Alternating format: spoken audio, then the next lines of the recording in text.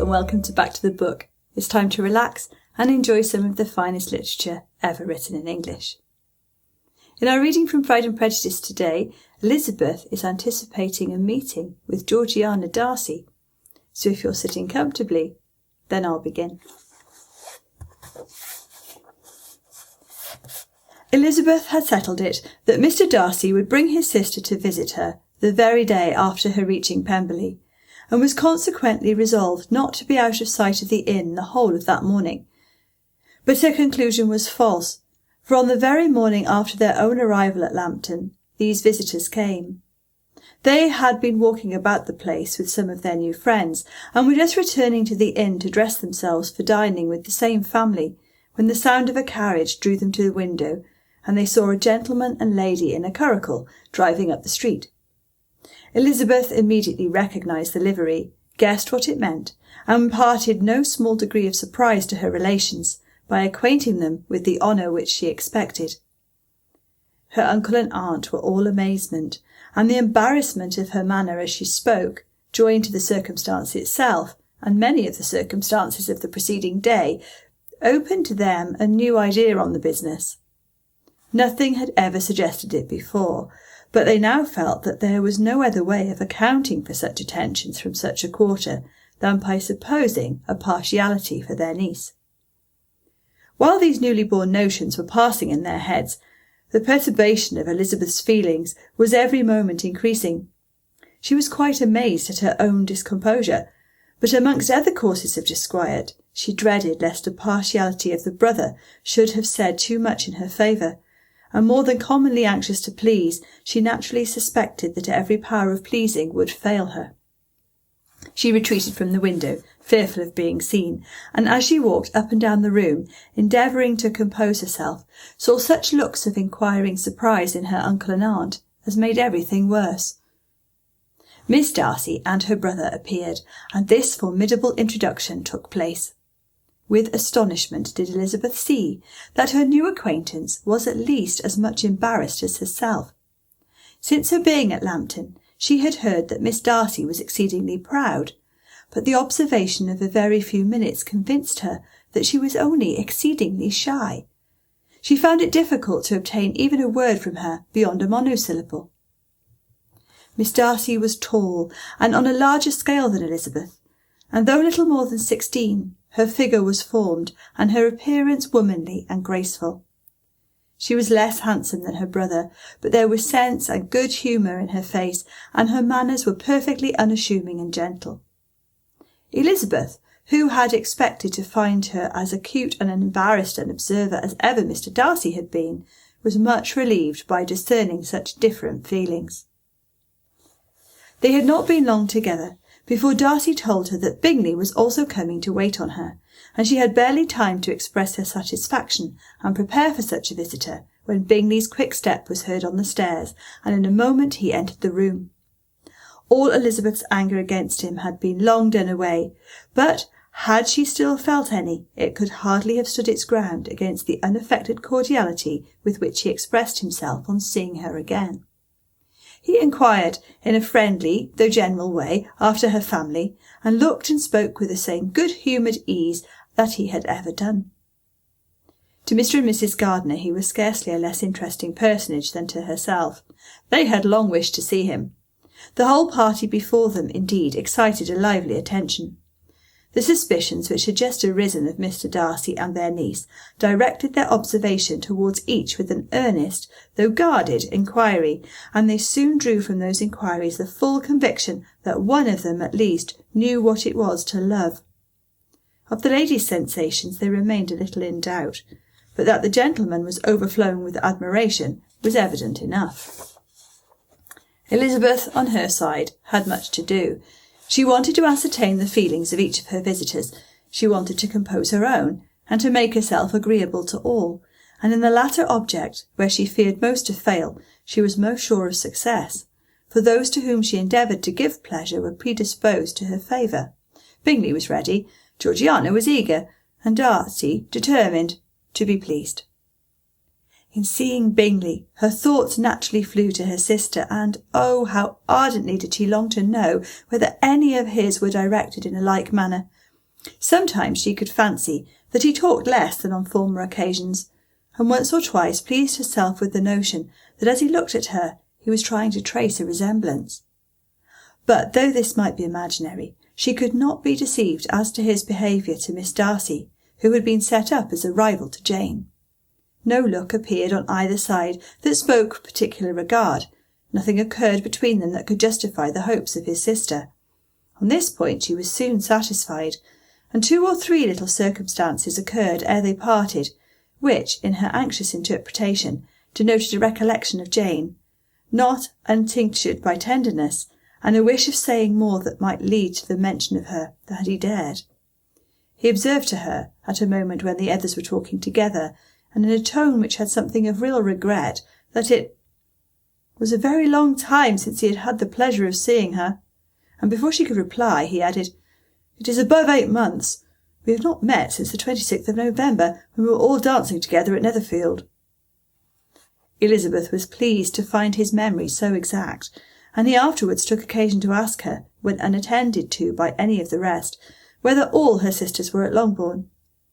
There was not much in the question, nor in the preceding remark, but there was a look and a manner which gave them meaning. It was not often that she could turn her eyes on Mr. Darcy himself, but whenever she did catch a glimpse, she saw an expression of general complacence, and in all that he said she heard an accent so far removed from hauteur or disdain of his companions as convinced her that the improvement of manners which she had yesterday witnessed, however temporary its existence might prove, had at least outlived one day. When she saw him thus seeking the acquaintance and courting the good opinion of people with whom any intercourse a few months ago would have been a disgrace, when she saw him thus civil not only to herself but to the very relations whom he had openly disdained, and recollected her last lively scene in Hunsford Parsonage, the change was so great, and struck so forcibly on her mind, that she could hardly restrain her astonishment from being visible. Never, even in the company of his dear friends at Netherfield, or his dignified relations at Rosings, had she seen him so desirous to please, so free from self-consequence or unbending reserve as now, when no importance could result from the success of his endeavours, and when even the acquaintance of those to whom his attentions were addressed would draw down the ridicule and censure of the ladies both of Netherfield and Rosings. Their visitors stayed with them above half an hour, and when they arose to depart, Mr. Darcy called on his sister to join him in expressing their wish of seeing Mr. and Mrs. Gardiner and Miss Bennet to dinner at Pemberley before they left the country. Miss Darcy, though with a diffidence which marked her little in the habit of giving invitations, readily obeyed. Mrs. Gardiner looked at her niece, desirous of knowing how she, whom the invitation most concerned, felt disposed as to its acceptance, but Elizabeth had turned away her head. Presuming, however, that this studied avoidance spoke rather a momentary embarrassment than any dislike of the proposal, and seeing in her husband, who was fond of society, a perfect willingness to accept it, she ventured to engage for her attendance, and the day after the next was fixed on. Bingley expressed great pleasure in the certainty of seeing Elizabeth again, having still a great deal to say to her, and many inquiries to make after all their Hertfordshire friends. Elizabeth, construing all this into a wish of hearing her speak of her sister, was pleased, and on this account, as well as some others, found herself, when their visitors left them, capable of considering the last half-hour with some satisfaction, though while it was passing, the enjoyment of it had been little. Eager to be alone, and fearful of inquiries or hints from her uncle and aunt, she stayed with them only long enough to hear their favourable opinion of Bingley, and then hurried away to dress. But she had no reason to fear Mr. and Mrs. Gardiner's curiosity. It was not their wish to force her communication. It was evident that she was much better acquainted with Mr. Darcy than they had before any idea of. It was evident that he was very much in love with her. They saw much to interest, but nothing to justify inquiry. Of Mr. Darcy it was now a matter of anxiety to think well, and as far as their acquaintance reached, there was no fault to find. They could not be untouched by his politeness, and had they drawn his character from their own feelings and his servant's report, without any reference to any other account, the circle in Hertfordshire to which he was known would not have recognised it for Mr. Darcy. There was now an interest, however, in believing the housekeeper, and they soon became sensible that the authority of a servant who had known him since he was 4 years old, and whose own manners indicated respectability, was not to be hastily rejected. Neither had anything occurred in the intelligence of their Lambton friends that could materially lessen its weight. They had nothing to accuse him of but pride. Pride he probably had, and if not, it would certainly be imputed by the inhabitants of a small market town where the family did not visit. It was acknowledged, however, that he was a liberal man, and did much good among the poor. With respect to Wickham, the travellers soon found that he was not held there in much estimation, for though the chief of his concerns, with the son of his patron, were imperfectly understood, it was yet a well-known fact that on his quitting Derbyshire he had left many debts behind him, which Mr. Darcy afterwards discharged. As for Elizabeth, her thoughts were at Pemberley this evening more than the last, and the evening, though as it passed it seemed long, was not enough to determine her feelings towards one in that mansion, and she lay awake 2 whole hours, endeavouring to make them out. She certainly did not hate him. No, hatred had vanished long ago, and she had almost as long been ashamed of ever feeling a dislike against him that could be so called. The respect created by the conviction of his valuable qualities, though at first unwillingly admitted, had for some time ceased to be repugnant to her feelings, and it was now heightened into somewhat of a friendlier nature by the testimony so highly in his favour, and bringing forward his disposition in so amiable a light which yesterday had produced. But above all, above respect and esteem, there was a motive within her of goodwill which could not be overlooked. It was gratitude. Gratitude, not merely for having once loved her, but for loving her still well enough to forgive all the petulance and acrimony of her manner in rejecting him, and all the unjust accusations accompanying her rejection. He, who, she had been persuaded, would avoid her as his greatest enemy, seemed, on this accidental meeting, most eager to preserve the acquaintance, and without any indelicate display of regard, or any peculiarity of manner, where their 2 selves only were concerned, was soliciting the good opinion of her friends, and bent on making her known to his sister. Such a change in a man of so much pride excited not only astonishment, but gratitude, for to love, ardent love, it must be attributed, and as such its impression on her was a sort to be encouraged, as by no means unpleasing, though it could not be exactly defined. She respected, she esteemed, she was grateful to him, she felt a real interest in his welfare, and she only wanted to know how far she wished that welfare to depend upon herself, and how far it would be for the happiness of both that she should employ the power, which her fancy told her she still possessed, of bringing on the renewal of his addresses.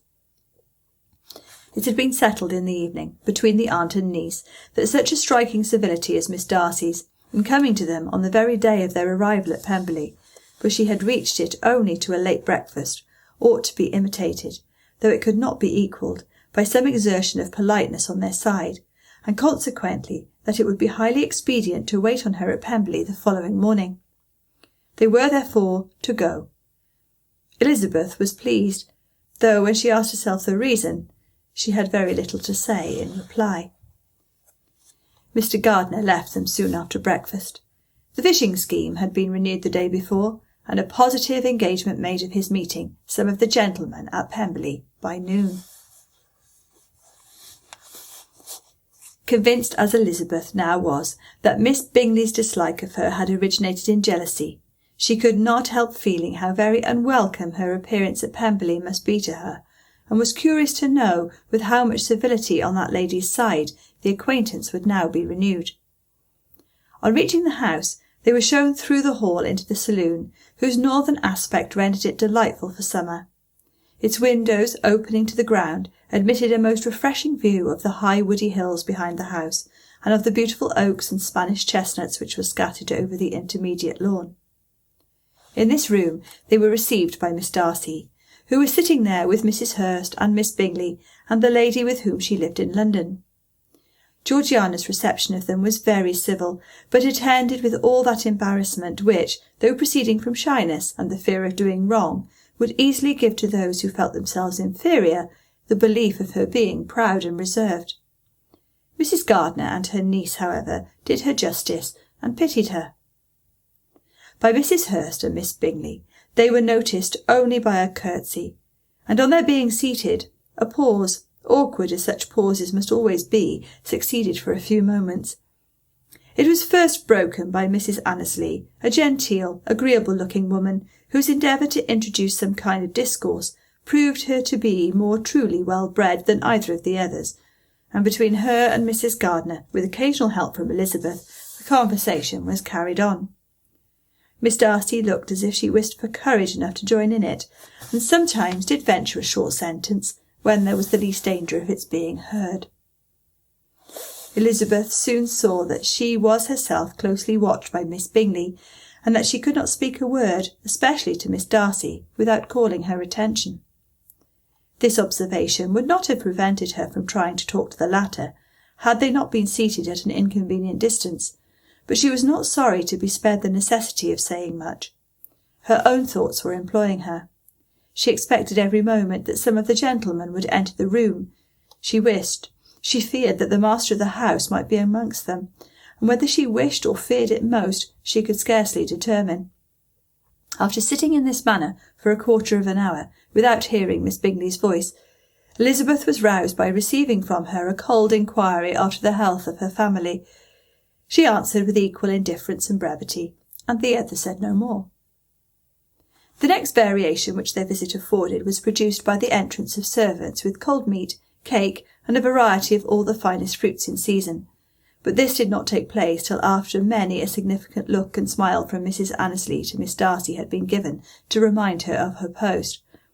There was now employment for the whole party, for though they could not all talk, they could all eat, and the beautiful pyramids of grapes, nectarines, and peaches soon collected round the table.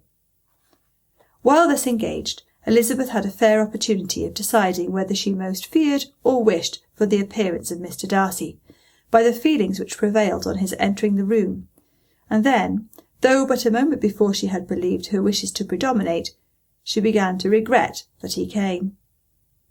He had been some time with Mr. Gardiner, who, with 2 or 3 other gentlemen from the house, was engaged by the river, and had left him only on learning that the ladies of the family intended to visit to Georgiana that morning. No sooner did he appear than Elizabeth wisely resolved to be perfectly easy and unembarrassed, a resolution the more necessary to be made, but perhaps not the more easily kept, because she saw that the suspicions of the whole party were awakened against them, and that there was scarcely an eye which did not watch his behaviour when he first came into the room.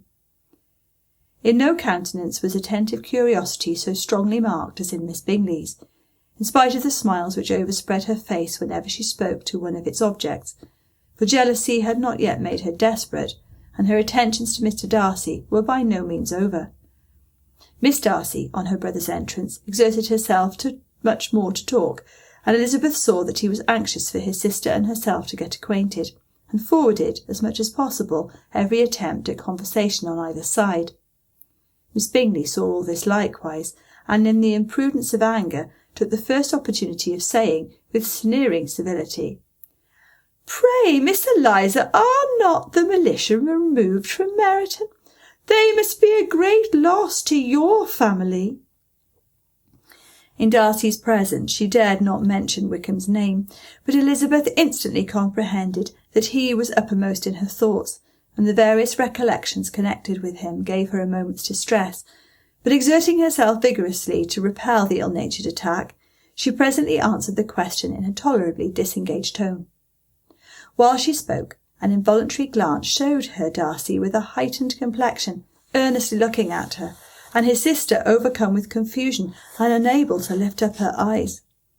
Had Miss Bingley known what pain she was then giving her beloved friend, she undoubtedly would have refrained from the hint, but she had merely intended to discompose Elizabeth by bringing forward the idea of a man to whom she believed her partial, to make her betray a sensibility which might injure her in Darcy's opinion, and perhaps to remind the latter of all the follies and absurdities by which some parts of her family were connected with the corps.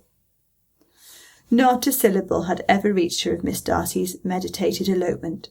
To no creature had it been revealed, where secrecy was possible, except to Elizabeth, and from all Bingley's connections her brother was particularly anxious to conceal it, from that very wish which Elizabeth had long ago attributed to him, of their becoming hereafter her own. He had certainly formed such a plan, and without meaning that it should affect his endeavour to separate him from Miss Bennet, it is probable that it might add something to his lively concern for the welfare of his friend. Elizabeth's collected behaviour, however, soon quieted his emotion, and as Miss Bingley, vexed and disappointed, dared not approach nearer to Wickham, Georgiana also recovered in time, though not enough to be able to speak any more.